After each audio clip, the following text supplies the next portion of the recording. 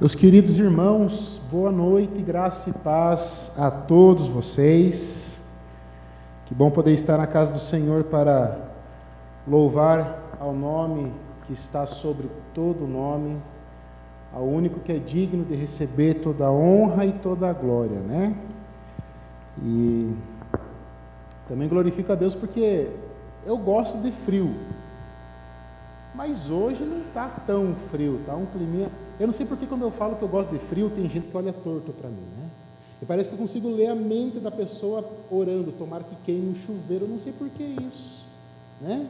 É que tem gente que vive melhor no frio, né? Embora o frio tenha me dado muito prejuízo com medicamento, né? Para as crianças, eu estou revendo isso, a minha esposa já está quase me convencendo a deixar esse amor pelo frio e começar a curtir ali uma primavera, né? Um verãozinho. Queridos, eu quero convidar você a abrir sua Bíblia comigo no livro de Ruth, livro histórico. Livro de Ruth, nós vamos extrair alguns ensinos do capítulo 1. Enquanto você encontra o texto sagrado, eu faço menção aqui das pessoas que nos visitam pela segunda vez, eu acho, que é o irmão Marcos. Marcos, nosso amigo, irmão em Cristo. Fiquei muito feliz com a participação do Marcos semana passada, domingo passado foi o primeiro culto que ele veio. Já veio para a escola bíblica, já foi para o PGM e está conosco aí o Marcos. Já me deu o serviço.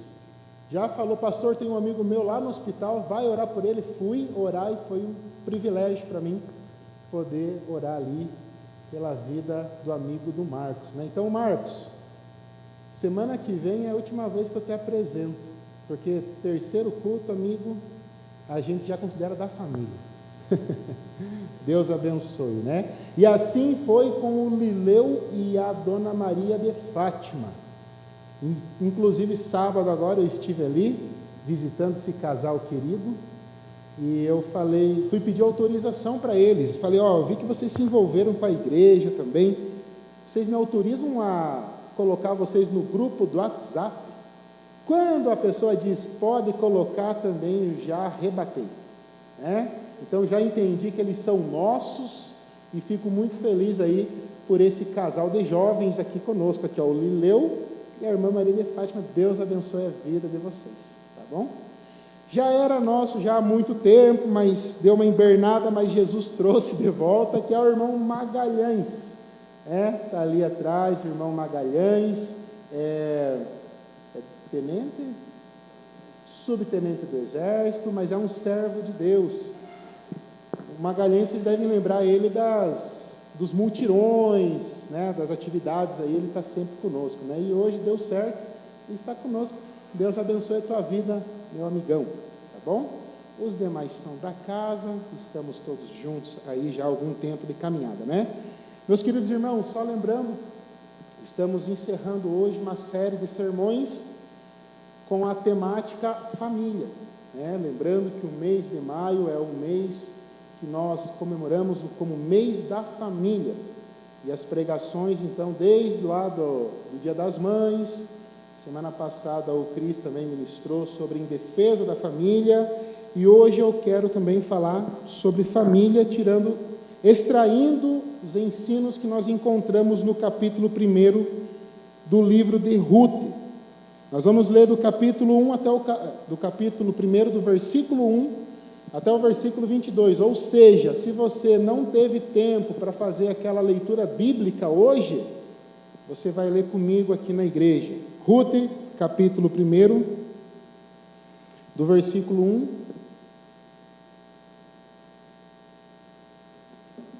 ao versículo 22. Queridos, talvez eu esqueça, por isso eu vou falar agora. Todos os dias nós temos oração na igreja, de segunda a sexta, das 7 às 9 da manhã, o templo está aberto. Você não tem que vir e ficar as 2 horas, a menos que você queira e você possa. Mas qualquer minuto que você possa tirar para vir no templo e orar, interceder, se colocar diante de Deus, é válido. Segunda a sexta, das 7 às 9. Eu estou aqui das 7 até às 8 e pouco, 8h20 mais ou menos. Aí eu desço para fazer algumas coisas, depois eu subo para fechar o templo, mas vocês podem ficar à vontade. E no sábado e no domingo é das 7h30 às 9. Convido você que puder, de repente está indo para o trabalho, passa na igreja, acorda um pouquinho mais cedo. Agora no frio é até mais gostoso acordar cedo, né? Então você vem na igreja, tira um tempo de oração. Eu ligo ali um fundinho musical, deixo um pouquinho alto para ninguém ouvir a tua oração, para ser aquele tete a tete com Deus, é importante, tá bom? Então fica aí o convite. E também eu tiro esse tempo para estar orando pela vida de vocês. Mas eu não sei o problema de todos, então se você quiser, você pode estar colocando no grupo da igreja ou mandando no privado para mim um pedido de oração, e eu vou estar colocando diante de Deus a sua necessidade. Embora eu sei que você já está fazendo isso, mas nós devemos nos unir em oração e orar uns pelos outros, né? Então, se você quiser, você pode estar mandando no grupo da igreja ou no meu privado quais são os pedidos de oração que você tem, desde que você não esteja pedindo carro zero, mansões, um salário de 20 mil por mês. Eu vou estar orando por você com muita alegria, tá bom, queridos? Ruth, capítulo 1, do versículo 1 em diante, que nos diz então a palavra de Deus. Nos dias em que os juízes julgavam, houve fome na terra de Israel, e um homem de Belém de Judá foi morar por algum tempo na terra de Moabe, com a sua mulher e os seus 2 filhos. Este homem se chamava Elimeleque, e sua mulher se chamava Noemi. Os filhos se chamavam Malom e Quilion. Eram efrateus de Belém de Judá. Foram à terra de Moabe e ficaram ali. Algum tempo depois, Elimeleque, o marido de Noemi, morreu, e ela ficou sozinha com os 2 filhos. Estes casaram com mulheres moabitas. O nome de uma delas era Orfa, e o nome da outra era Rute. E ficaram ali quase 10 anos. Depois morreram também Malom e Quilion, os 2 filhos de Noemi. E assim ela ficou sozinha, sem os 2 filhos e sem o marido. Então Noemi voltou da terra de Moabe com as suas noras, porque ainda em Moabe ouviu que o Senhor havia se lembrado do seu povo, dando-lhe alimento. Assim ela saiu do lugar onde havia morado, e as suas 2 noras estavam com ela. Enquanto caminhavam, voltando para a terra de Judá, Noemi disse às suas noras: vão agora e voltem cada uma para a casa de sua mãe, e que o Senhor seja bondoso com vocês, assim como vocês foram bondosas com os que morreram e comigo. O Senhor faça com que vocês sejam felizes, cada uma na casa de seu novo marido, e deu um beijo em cada uma delas. Elas, porém, começaram a chorar alto e lhe disseram: não, nós iremos com a senhora para junto do seu povo. Mas Noemi disse: voltem, minhas filhas, por que vocês iriam comigo? Vocês acham que eu ainda tenho filhos em meu ventre para que casem com vocês? Voltem, minhas filhas, vão embora, porque sou velha demais para ter marido. E ainda que eu dissesse: tenho esperança, ou ainda que casasse esta noite e tivesse filhos, será que vocês iriam esperar até que eles viessem a crescer? Ficariam tanto tempo sem casar? Não, minhas filhas, a minha amargura é maior do que a de vocês, porque o Senhor descarregou a sua mão contra mim. Então de novo choraram em alta voz. Orfa, com um beijo, se despediu de sua sogra, porém Rute se apegou a ela. Então Noemi disse: veja, a sua cunhada voltou para o seu povo e para os seus deuses, vá você também com ela. Porém Rute respondeu: não insista para que eu a deixe, nem me obrigue a não segui-la, porque aonde quer que você for, irei eu, e onde quer que pousar, ali pousarei eu. O seu povo é o meu povo, e o seu Deus é o meu Deus. Onde quer que você morrer, morrerei eu, e ali serei sepultada. Que o Senhor me castigue, se outra coisa que não seja a morte me separar de você. Quando Noemi viu que Ruth estava mesmo decidida a acompanhá-la, deixou de insistir com ela. Então ambas se foram até que chegaram a Belém. E aconteceu que ao chegarem ali, toda a cidade se comoveu por causa delas. E as mulheres perguntavam: essa não é Noemi? Porém ela lhes dizia: não me chamem de Noemi, mas de Mara, porque o Todo-Poderoso me deu muita amargura. Quando saí daqui, eu era plena, mas o Senhor me fez voltar vazia. Versículo 21, destaque novamente, queridos. Quando saí daqui, eu era plena, mas o Senhor me fez voltar vazia. Por que então querem me chamar de Noemi, se o Senhor deu testemunho contra mim e o Todo-Poderoso me afligiu? Foi assim que Noemi voltou da terra de Moabe com Ruth, sua nora, a moabita. E chegaram a Belém no começo da colheita da cevada. Amém, queridos? É aqui a palavra do Senhor. Convido você a fechar os teus olhos e mais uma vez orar comigo. Senhor nosso Deus, estamos reunidos em Teu nome, Pai. E nesse momento, nosso objetivo é expor a Tua palavra, para que possamos colocar em prática no âmbito familiar os ensinos que se pode extrair desse texto. Mas para isso, Deus, precisamos que o Teu Espírito Santo nos dê a direção. Queira me usar, Senhor, como canal de bênção para abençoar o Teu povo. Queira também, Senhor, preparar o coração de todos que estão no templo e todos que estão acompanhando pelas redes sociais, para que essa palavra possa ser aplicada pelo Teu Espírito Santo aos corações. E assim o Teu povo possa ser não só abençoado, mas abençoador. Deus, assim nós oramos, Pai, contando com a Tua direção nesse momento. Em nome de Jesus Cristo. Amém.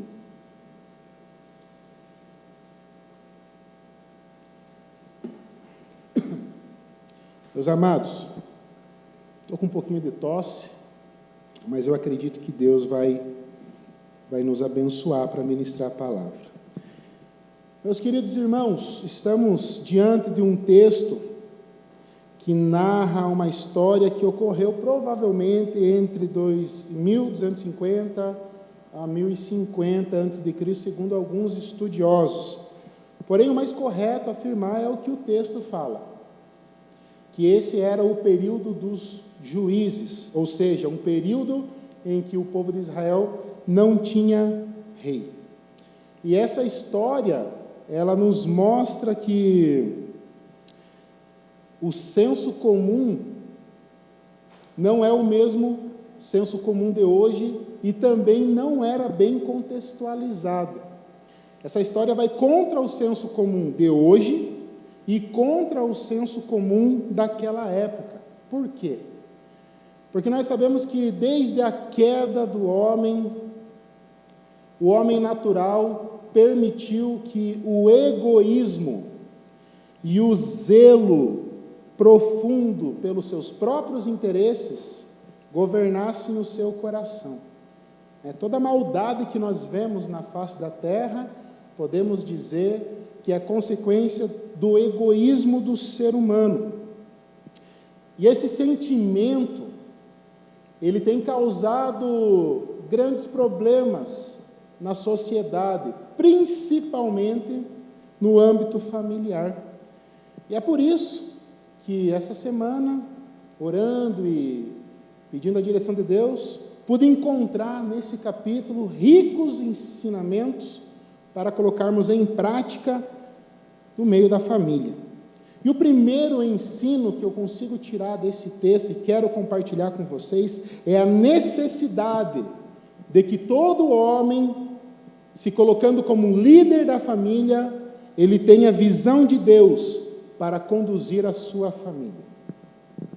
Lendo ali o capítulo 1 de Ruth, nós acompanhamos que Elimeleque, um morador de Belém, de Judá, casado com Noemi, tendo 2 filhos, Malom e Quilion. Eles estavam vivendo um período difícil em Belém. Havia uma grande fome em Belém. Parece uma ironia, porque a palavra Belém, Bethlehem, quer dizer casa de pão, casa de alimentos. Ou seja, não tinha pão na casa de pão, né? Para aqueles que estudaram o Antigo Testamento, vão lembrar que no período de Juízes, o povo estava preso num tipo de ciclo. E são 4 tópicos, 4 características desse ciclo. O primeiro era o pecado. Aí vem o sofrimento. Aí vem a súplica, e daí vem a salvação. Ou seja, o período de Juízes é um período que não tinha líder, não tinha rei. Então, o pessoal fazia o que queria, né? Quer adorar a Deus, vou adorar a Deus, agora quero adorar Baal. Era essa bagunça. Então, quando o povo decidia se envolver com o pecado, se prostituir, Deus, visando resgatar o seu povo, trazer o seu povo para si, ele mandava o quê? Sofrimento. Olha só que interessante a importância do sofrimento na vida do cristão. Sofrimento, às vezes, é uma forma de Deus estar chamando você para perto dele. Aí, quando Deus mandava o sofrimento, normalmente o povo se voltava para Deus com súplicas. Deus, tem misericórdia, pequei contra o céu, pequei contra... né? E em resposta às súplicas, porque Deus sempre responde às súplicas do seu povo, Deus então levantava um libertador que tomava a frente e resgatava e salvava o povo dos demais povos inimigos. E nesse momento, nessa fase da história, é a fase em que Deus está derramando a sua ira, que é oriunda da sua justiça sobre o povo. O povo pecou, Deus mandou o sofrimento. Que sofrimento que é esse? Fome, peste.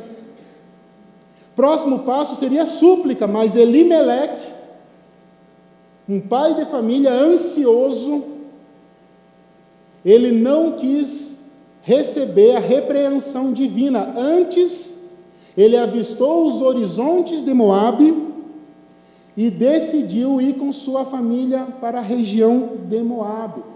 Ele toma essa decisão segundo aquilo que ele está vendo. Moabe ficava aproximadamente 80 quilômetros de Judá, de Belém. Então era possível avistar Moabe dessa distância. E Elimeleque, então, ele toma essa decisão: vou resolver o problema da minha família. Por quê? Porque Elimeleque, ele era um pai de família, assim como eu, assim como vocês que estão aqui. E assim como Elimeleque, eu e você, pai de família, temos a responsabilidade de ser o provedor da casa.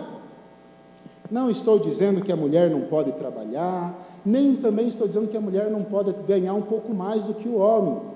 Estou dizendo que ser provedor é você garantir que nada falte, que se faltar carne, tiver um pedaço de carne, é você que vai ficar sem comer, tua esposa e teus filhos vão comer. Se entrar um bandido na tua casa, é o teu peito que tem que estar na frente da arma, e não a tua esposa, muito menos os teus filhos. Essa era a responsabilidade que Elimeleque tinha e que nós também temos. Só que Elimeleque, ele se preocupou tanto em ser o provedor de recursos naturais da sua família e desprezou o fato de ter que ser o provedor espiritual da sua família. Elimeleque, ele não levou em consideração isso. Naquele momento, talvez por conta do desespero, da falta de alimento, Elimeleque não se preocupou com a vida espiritual da sua família. E é por isso que ele toma a decisão: estou vendo que o negócio em Moabe está melhor, vamos para lá. Moabe. Moabe foi o filho de Ló, né? É um filho de um relacionamento incestuoso que Ló teve com a sua filha, né? Ló dorme com a sua filha e desse relacionamento nasce Moabe. Depois Ló dorme com sua outra filha e nasce Amon, 2 povos inimigos de Israel. Moabe se instala ao leste do Mar Morto, depois vai se tornando um povo poderoso e vai tomando as regiões ao norte do rio Arnon, e daí ele compartilha essa região com os amonitas. Mas o que representa Moabe para Israel?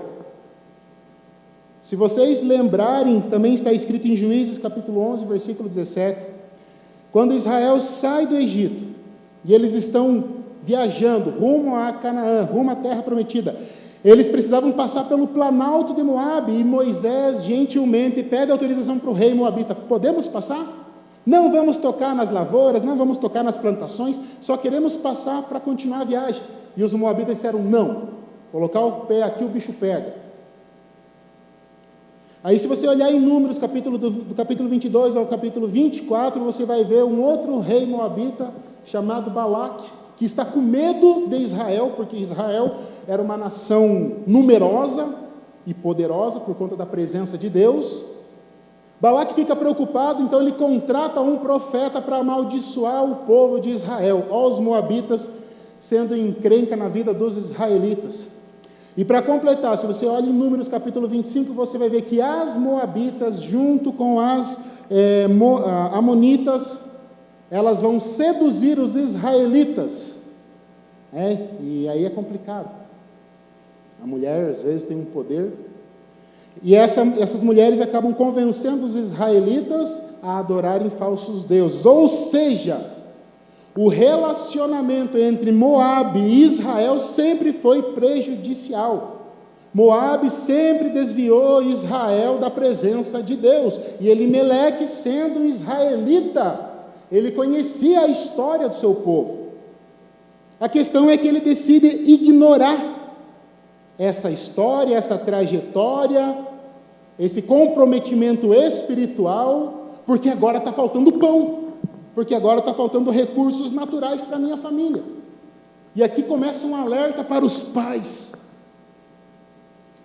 Meus queridos irmãos, nós, cabeças da casa, e é o que a Bíblia fala, queridos, Deus instituiu o homem como cabeça, não como manda-chuva. Também não vamos se achar, né? Pronto, então a regra lá é assim. Não, o homem ele é o cabeça se ele for assim como Cristo, e toda mulher gostaria de ter um marido igual a Jesus. Mas o alerta que nós podemos tirar daqui é o seguinte: não tome decisões segundo o mero conhecimento de vocês, não tomem decisões segundo o que vocês estão vendo e estão julgando que é melhor ou não para a família de vocês ou para vocês. Mas toda decisão que você tomar, que ela seja baseada na orientação de Deus. Se vocês olharem em Gênesis capítulo 13, vocês vão ver que rolou uma treta lá entre Ló e o tio Abraão, né? Aí Abraão, muito sábio, chega para Ló e fala: meu sobrinho, te amo, mas como andarão dois juntos se não há entendimento? Então, se você for para a direita, eu vou para a esquerda, se você for para o norte, eu vou para o sul, escolhe aonde você quer ir. Naquela altura do campeonato, era para Ló olhar para Abraão e falar: né, tio, peraí, só um pouquinho, me dá uma semana, porque andando com o Senhor eu conheci o teu Deus, e eu sei do que Ele é capaz, e eu quero ser guiado por esse Deus, por isso eu vou orar uma semana, e depois de orar, eu vou pedir direção para Deus, aonde Ele quer me mandar, então eu vou seguir a orientação do Senhor. Mas é isso que a história fala? É isso que o capítulo 13 de Gênesis fala? Não. Quando Abraão faz essa proposta para o seu sobrinho, a primeira coisa que ele deve ter pensado é: opa, então eu vou escolher a melhor região. E a Bíblia fala que Ló eleva os olhos por conta própria, avista as campinas do Jordão e vê que o lugar é bom para um boiadeiro. O que ele faz? Tio, está decidido. Eu vou para lá, para aquela região lá. Eu vou ser vizinho dos sodomitas. E vocês, leitores da Bíblia, sabem o que acontece, né? Ao contrário do que acontece com Abraão, logo nos versículos posteriores, aonde Abraão não faz nada, quando ele sai da presença de Ló, Deus fala com Abraão e fala: Abraão, eleve os teus olhos. E Abraão obedece, e Deus fala assim: Abraão, está vendo toda essa terra? Eu vou dar para você e para a tua descendência. Porque qual que é a diferença? Ló ergueu os olhos, movido por um sentimento egoísta. Agora Abraão, ele leva os olhos, movido pela obediência a Deus. Então, se você quer o melhor para a tua família, seja guiado por Deus. É a obediência que vai fazer tua família prosperar. É a obediência, queridos irmãos. Mas se nós andarmos com base naquilo que nós vemos, e não andarmos pela fé, os resultados podem ser os piores, assim como aconteceu com Elimeleque. A Bíblia vai dizer, que Elimeleque, saindo da terra de pão, da casa de pão, para buscar pão, o que foi que ele conseguiu? 3 sepulturas e 3 viúvas. Por quê?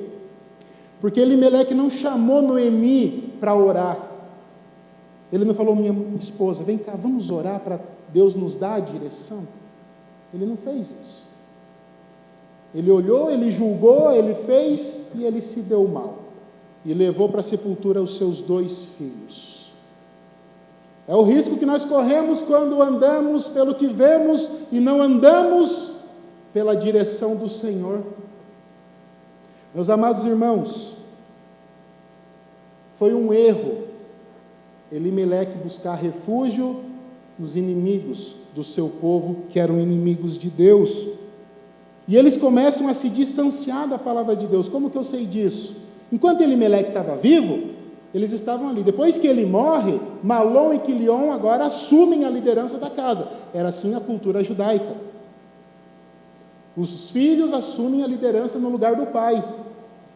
E agora eles fazem o que eles querem, e eles não estão observando a palavra de Deus. O que eles fazem? Eles casam com mulheres estrangeiras, o que era proibido, segundo a lei do Senhor.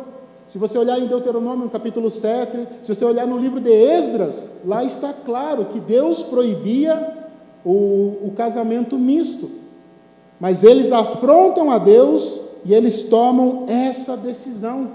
E quando eles fazem isso, eles estão sem palavras, dizendo assim: Deus, seguinte, nós andamos do jeito que nós queremos, não precisamos da tua direção. E Deus então responde com o quê? Com a punição, com o sofrimento. E nesse caso, Deus tira a vida dos 2 jovens também.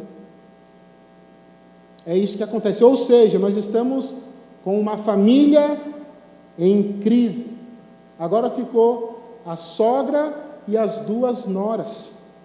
Tudo isso que aconteceu, somado com a notícia de que Deus se lembrou do seu povo lá em Belém, de Judá, Noemi toma a decisão de retornar para o seu povo. E nisso as suas noras estão seguindo ela. Só que Noemi vai dizer para as suas noras: não me sigam. A mão do Senhor pesou sobre a minha vida. Vão, vocês são novas, voltem para a família de vocês, vão arrumar marido, ainda dá tempo para vocês. Para mim não dá tempo, para mim não tem jeito. Me parece que Noemi está entrando aqui numa depressão, por conta dos problemas, por conta da crise que ela está enfrentando. Então a decisão que ela toma, sabe qual é? Se isolar. Essa é a decisão que Noemi toma, ficar sozinha. Não, diante dessa situação, ninguém merece estar comigo. Eu tenho que sofrer sozinha. Eu quero ficar solitária. E, amados irmãos, deixa eu falar algo para vocês, vocês devem concordar comigo. Diante de uma crise, diante de um grande problema, é normal que um integrante da família, ele queira se isolar. Quando eu digo que é normal, não estou dizendo que é correto, mas é comum, sabe? Eu sou o responsável pela minha casa, de repente as coisas vão mal no trabalho, de repente o médico deu uma notícia não muito legal para mim, mas eu me isolo, eu não compartilho com ninguém. E isso acontece por vários motivos. Pode ser por orgulho meu. Eu não quero me passar de coitado, eu não vou contar para ninguém. Pode ser por querer privar a família do sofrimento. Não vou levar esse sofrimento para minha casa, para minha família. Vou deixar que depois o sofrimento venha em dobro, né? Pode ser por desânimo, pode ser por vergonha, Pode ser por vários motivos. Mas o que eu quero dizer é que é errado esse sentimento de querer se isolar, de não querer compartilhar os problemas. A Bíblia fala que nós devemos levar os fardos uns dos outros, Efésios capítulo 6, versículo 2. Como é que vamos cumprir esse mandamento, essa ordenança, se não compartilharmos as nossas dificuldades?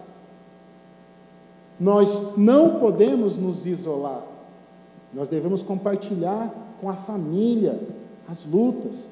Ah, mas a minha luta, a minha esposa não pode fazer nada por mim, o meu marido não pode fazer nada. Pode sim. Ou orar não é nada. Orar não tem valor. Orar não surte mais nenhum efeito. Nem que seja para chegar para a esposa, para o marido, para os filhos e fale: orem pelo pai, orem pela mãe. Estou passando por essa dificuldade. Amados, só há vantagem quando você confia na tua família e compartilha com a tua família as tuas dificuldades. Você se desgasta menos. É mais difícil você entrar em depressão, é mais difícil você desenvolver uma ansiedade quando você compartilha, quando você fala, compartilha com a família. Os problemas, eles são resolvidos de forma mais simples, muitas vezes. Duas cabeças pensam mais do que uma. Você vai estar dando o privilégio para a tua família de participar, não só dos momentos bons, mas dos momentos difíceis. E com isso você vai estar ensinando um princípio importantíssimo, o princípio da unidade, o princípio da comunhão. Não se isole. Está com um problema? Compartilhe com a família. Não guarde o problema para você. Eclesiastes capítulo 4, versículo 9 e 10 diz: é melhor serem dois do que um, porque maior é o pagamento pelo seu trabalho. Porque se caírem, um levanta o companheiro, mas ai do que estiver só, pois caindo não haverá quem o levante. Então é melhor ser dois, mas não basta ser dois de ficar um do lado do outro, um junto do outro, ou dormir na mesma cama. Você deve compartilhar as coisas com a sua família. Queridos, uma coisa que deve nos chamar a atenção aqui nesse texto também, é a reação das duas noras. É até engraçado, né? Estou falando de duas noras que querem... A Esther já me olhou esquisito, né? Mas é verdade, olha só. Duas noras que querem permanecer com a sogra. Veja, Letícia, que coisa interessante, né? Ó, Sheila Mar, tá vendo? Estou falando para as noras aqui agora, viu só, Marli? Que coisa bacana. Jaque, dá uma olhadinha para trás, joga um beijo para a sogra agora, não? Duas noras que querem ficar com a sogra. Num contexto natural, o certo, né, o mais racional aqui para nós seria assim: peraí, morreu o homem da casa, Elimeleque, o provedor, ficou os dois filhos, os piá, não tem muito juízo na cabeça, né? Casaram com a gente, então, né, aí, morreram também. O certo era Ruth e Orfa chegar para Noemi e falar: Noemi, olha, sinto muito, esse teu Deus é meio esquisito, mas tchau, né? Que Baal te abençoe, que Camus te abençoe, os deuses de Moabe. Mas nós estamos dando linha na pipa, que nem diz o paulista, né? Nós vamos voltar para a casa da mãe, do pai, né? Lá nós temos pão, e ainda temos chance de descolar um casamento, né? Mas não é isso que acontece. A Bíblia fala que as duas, tanto Ruth quanto Orfa, insistem em permanecer com a sogra. A pergunta, né, por quê? O que faz a nora querer ficar com a sogra?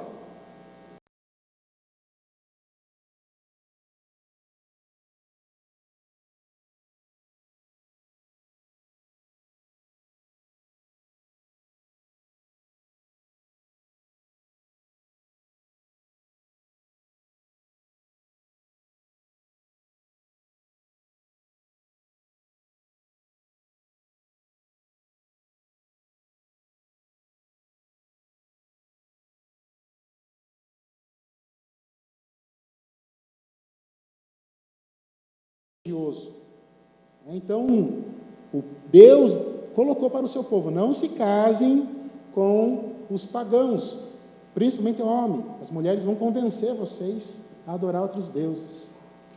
E o Malom e o Quilion não fizeram isso, desobedeceram e casaram com as moabitas. E só para destaque, o povo de Moabe, eles adoravam um deus Baal, Camus. Camus era um deus que exigia dos seus súditos sacrifícios de criança. É o mesmo Moloque, né? Camus exigia sacrifício de crianças. Agora imagina o Malom e o Quilion, eu chamaria ele de Malão, né? Chegar para a mãe dele assim: mãe, quero te apresentar minha namorada. Olha só, aqui de Moabe é moabita. Ela gosta de sacrificar uma criança, assim, os filhos, mas está tudo bem, né, mãe? Você imagina a aflição de Noemi? Meu Deus, o que você está fazendo? Não faça isso. Vai buscar uma mulher para você lá em Belém, lá em Jerusalém, Israel. Não, você não pode se envolver com essas mulheres. Eu imagino que tanto Elimeleque quanto Noemi ensinaram. Falaram: não, filho, é proibido. Pela nossa lei, pela lei do nosso Deus, é proibido. Mas eles desobedeceram e casaram. Eles não chegaram a pedir autorização para Noemi. Eles disseram: mãe, essa aí é a tua nora, tá bom? Agora, o que eu acho interessante é que Noemi, provavelmente, por ter conquistado o coração das suas noras, ela deve ter feito jus ao nome dela, o significado do nome dela. Noemi quer dizer deleite, agradável. Então eu imagino que ela deve ter pensado assim, né? Bom, não deviam ter casado, mas já que casaram, eu vou tratar bem, eu vou ser agradável a elas, eu vou fazer elas se deleitarem na minha presença. De repente eu até apresento o Deus de Israel para elas, elas se convertem.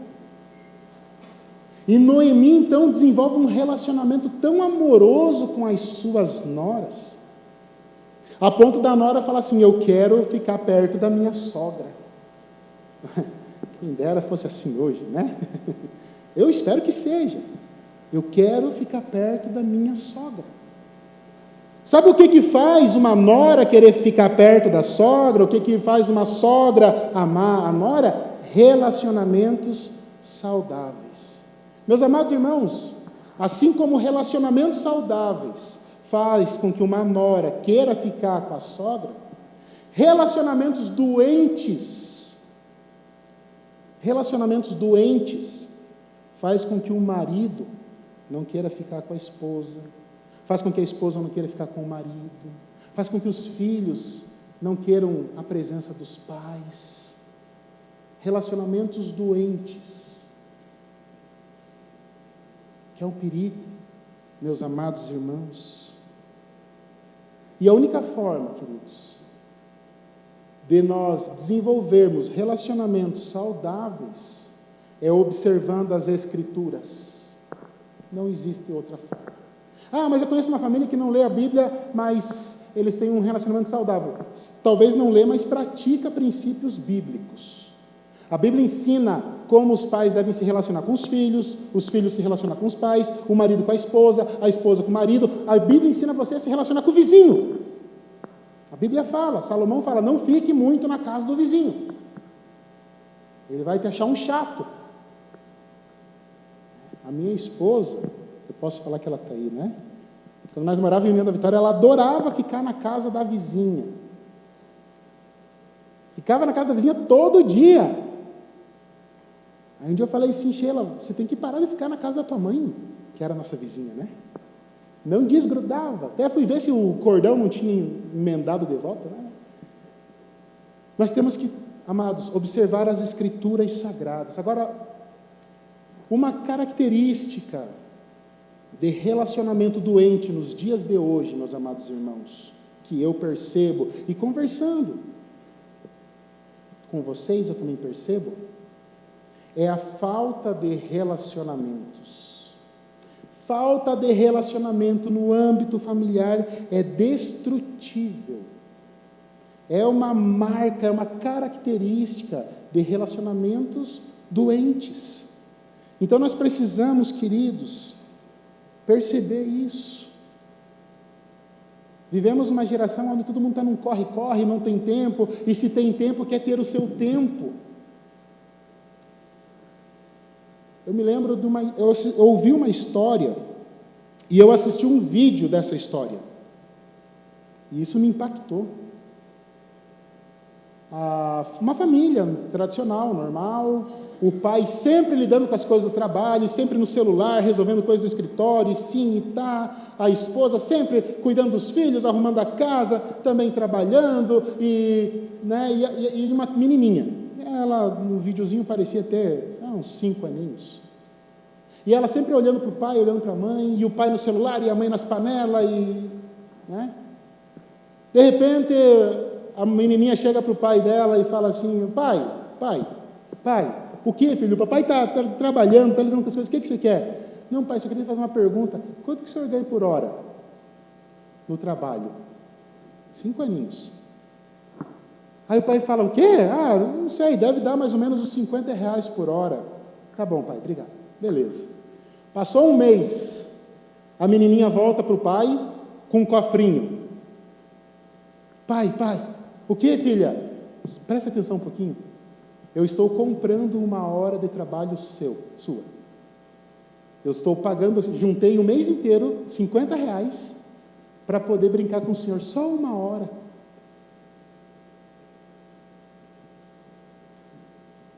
Isso não retrata os dias que nós estamos vivendo, queridos, aonde o ser humano valoriza mais o ter do que o ser? Meus amados, deixa eu falar algo para você. Se você não perceber hoje a importância de você investir tempo de qualidade na tua família, pensando que o que vale a pena é correr atrás para ter aquele carro, para ter aquela casa, para ter isso e para ter aquilo, se você não perceber a importância de investir nos relacionamentos na família hoje, você vai perceber isso no futuro, mas no futuro vai ser tarde. É que nem aquele outro videozinho que tem na internet, não sei, acho que vocês devem ter visto. O pai está lá, mexendo com as coisas do trabalho, no celular, dando comida para a criancinha de 3 anos. De repente ele larga a colher, mexe lá no celular e ele vai dar comida para o filho. Quando ele olha, o filho tem 16. O tempo corre. E o bem mais precioso que Deus nos deu nessa terra é a família. Então nós precisamos investir nos relacionamentos. Meus amados, o que nos chama a atenção nesse texto, eu já me encaminho para o final também, é a reação das 2 noras.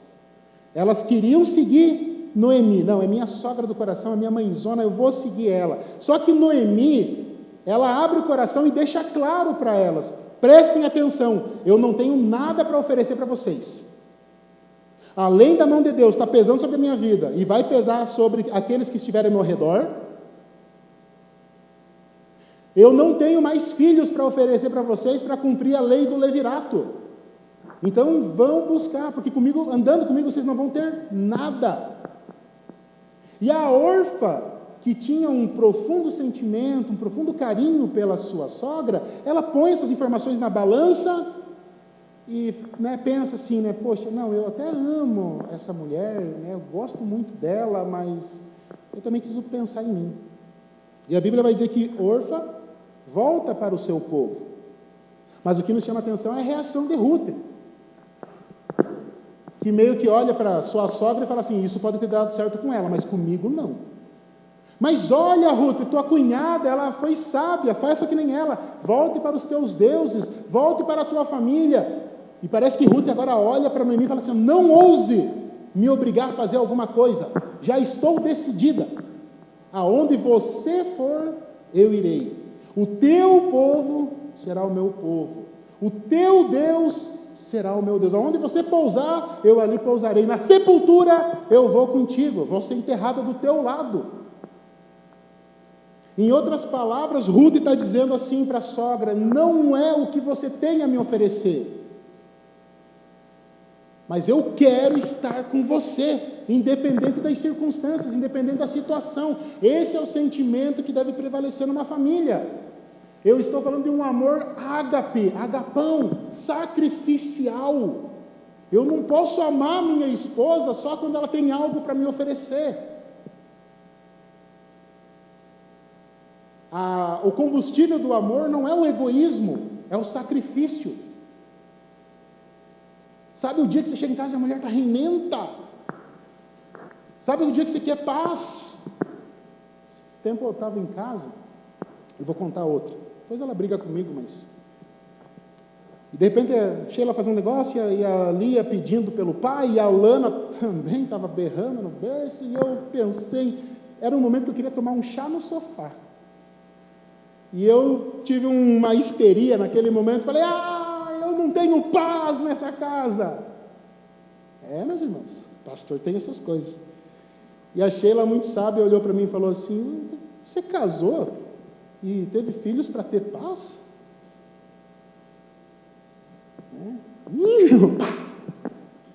Eu olhei assim e falei,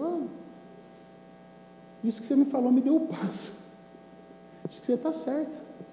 O negócio não é bem assim, eu vou casar para ter paz, eu vou ter filhos para... Eu vou é para me incomodar mesmo.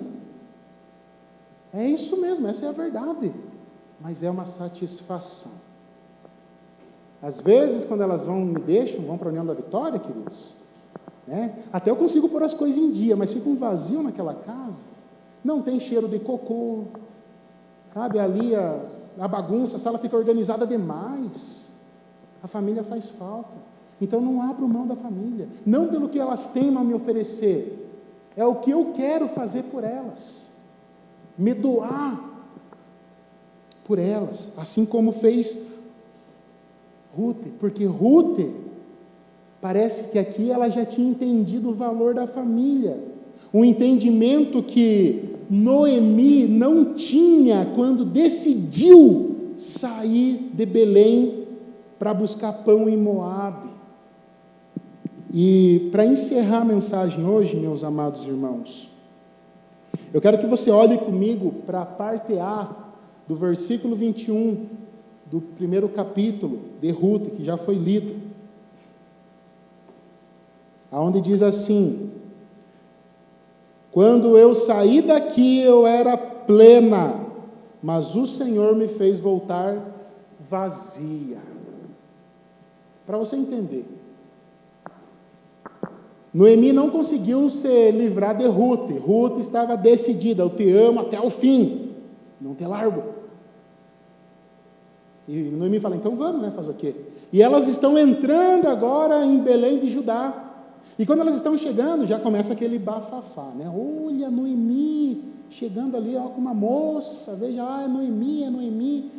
E Noemi, quando ouve o pessoal falando, Noemi, Noemi, o nome quer dizer deleite, amigável, agradável, ela tem uma histeria, igual tipo a minha. Ei, não me chamem de Noemi, porque o Todo-Poderoso pesou a sua mão contra mim. Se querem me chamar de algo, me chamem de Mara, que significa amarga, amargura.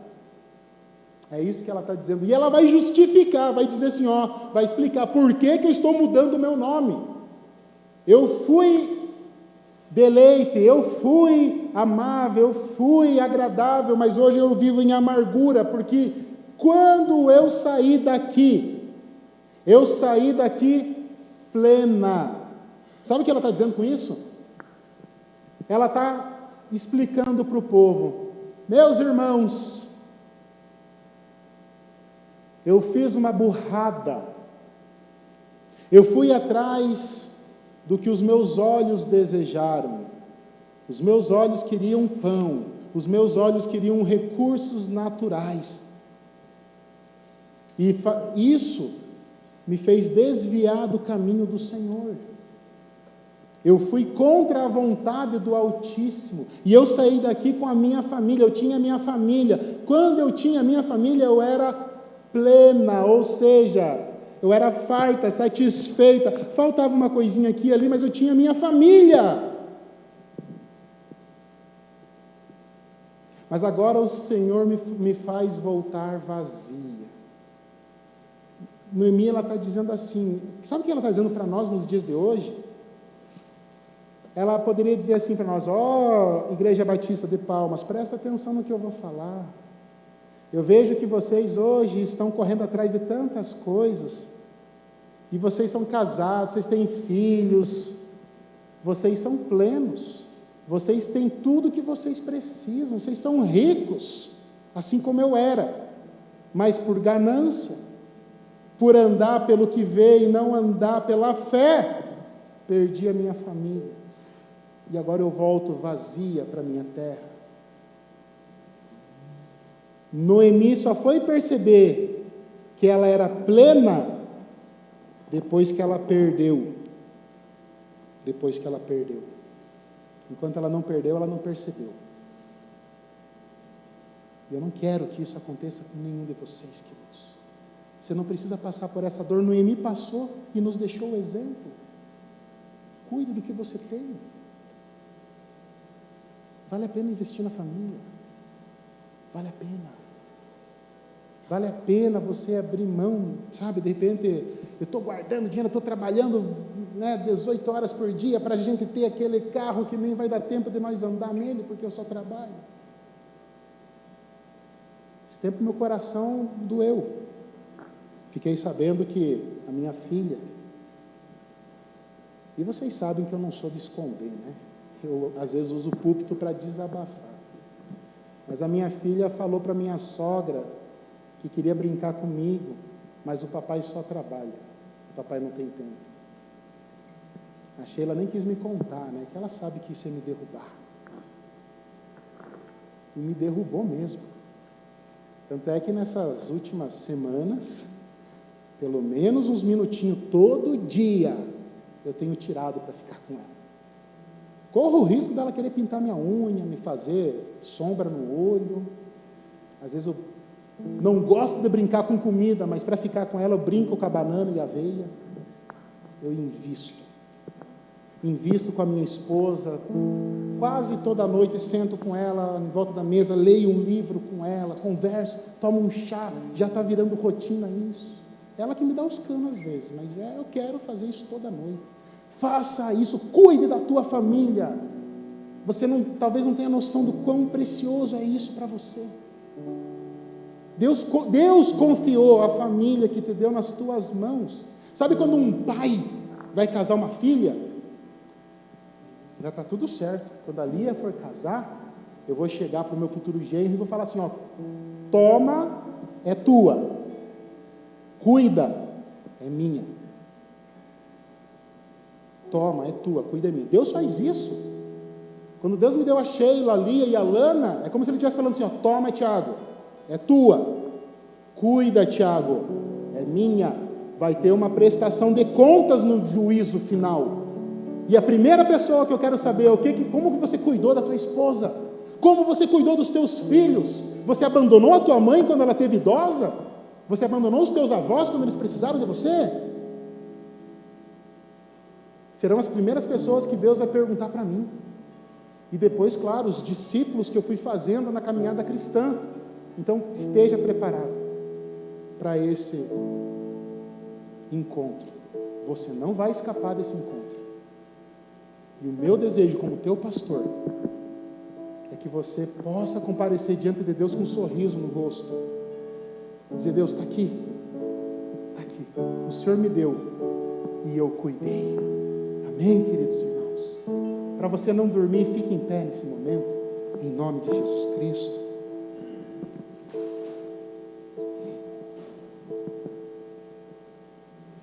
Aprendemos nesse capítulo, devemos ser guiados por Deus, não nos isolarmos nas crises, a importância dos relacionamentos saudáveis, exercer o amor sacrificial, principalmente no âmbito familiar, nos dias difíceis, e compreender o valor da família antes que seja tarde.